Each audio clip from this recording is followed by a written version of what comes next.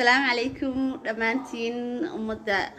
مسلمين تا دليد بد بمشي جوكتو إن وايد سلام يا قارها وحنسي قارو سلام يا أمدا يدقالي قا dadkayga jirkayga ruuxayga inta calaamada ay la wadaagtaan salaamaya dadkayga reer Soomaaliland ee sharafta leh ee karaamada leh cisiga leh in asxaabtayda gaarkaana si gaar ah salaamaya in bogadii taalin in runtii maanta waxaan ka hadlayaa waa maalin faraxsanahay waa maalin jawi gaar ah qaadanayo in waxaan joogaa hotel race ee magaalada Boorama hotelka ugu shidnaa hotelada in gaar ahaan gobolka Awdal in waxaan ka hadlayaa maalinta soddonka bisha waxa qabsoomaya shirweynihii ururka suxufiyiinta Soomaaliland ee Solja oo Hargeysa ka qabsoomaya waa shirkii toddobaad runtii waa shir ahmiyad gaar ah u leh gobolka Awdal waa shir yani aniga fatxiya la ka ahaan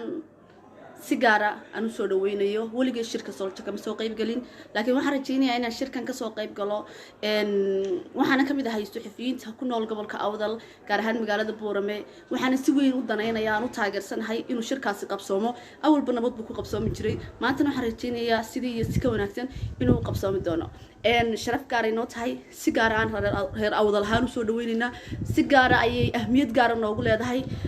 si gaar ah ayaan ugu faraxsanahay waxaan rajaynayaa wax kasto oo shirka ka soo baxa iyo si kasto oo loo qabto iyo qaabka qabanqaabadaba aad baan ugu qanacsanahay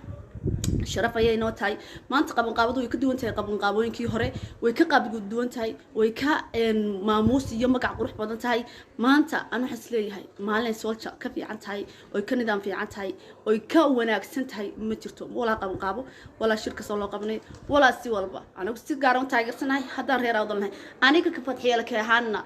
taageero buuxda lambar 1 ayaan ahay ninka diidanaya ninka doonayaaba kulli meel walba hangaraacba la yiri luguma dhigtiyo cid kastoo diidaba runtu way imaanaysaa